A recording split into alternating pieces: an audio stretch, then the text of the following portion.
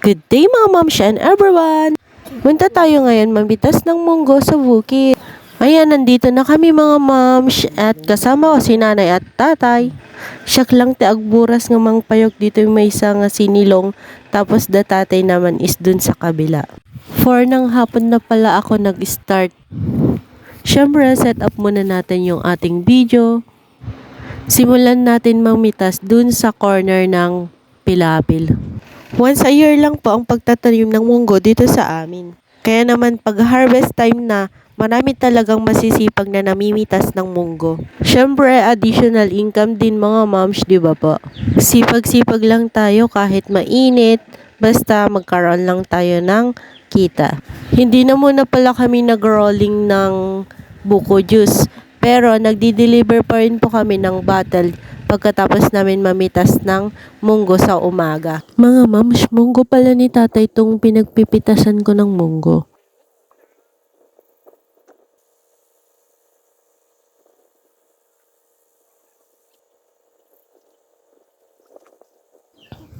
Ayun na guys, nakakaputo na tayo ng isang timba ng munggo at ilalagay natin sa sako.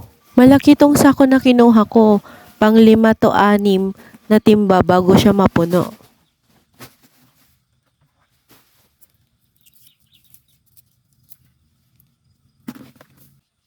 Pitas lang ako ng pitas dyan mga moms para mabilis ako makapuno.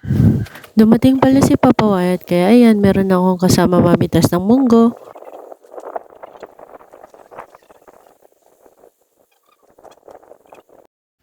After 2 hours na namimitas ng munggo, eto na yung nabitas namin, isang kabansake at yung 2 kay nanay at tatay.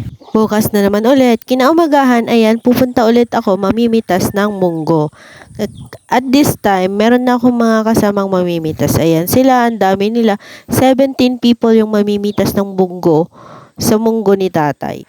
Sa 2 days na pamimitas namin ng munggo, naka-3 kaban naman kami. Pagkatapos mamitas ng munggo, ayan, ibibilad naman natin bago siya ipa-tracer. Sa sobrang init ng panahon ngayon, 2 hours lang pwede nang ipa-tracer yung nabilad nating munggo. Malapit lang naman yung nag-tracer sa amin. Ayun o, dito lang po. Mas magaan na ngayon magbalatong kasi meron na po tayong tracer na ginagamit. Dati, mano-mano pang sinasaksak yung munggo para malinisan. Grabe talaga ang bilis ng technology ngayong panahon.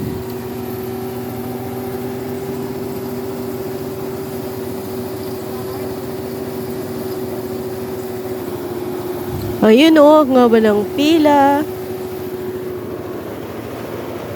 Shoutout sa iyo ating gang, mas may-ari ng tracer. Bali, 6 na sako pala yung naipon ko na naburas namin na balatong. Tumambay na muna pala ako dun sa tindahan. Andito na rin pala yung mga bumibili ng munggo. 55 per kilo pala yung munggo namin dito. Ayun o, mga nakabenta na sila. Makabenta na nga rin ng amin para magkaroon na rin ng pera. Charan! Ito na lahat yung napagbentahan namin. After nyan, ayan, magmerienda tayo.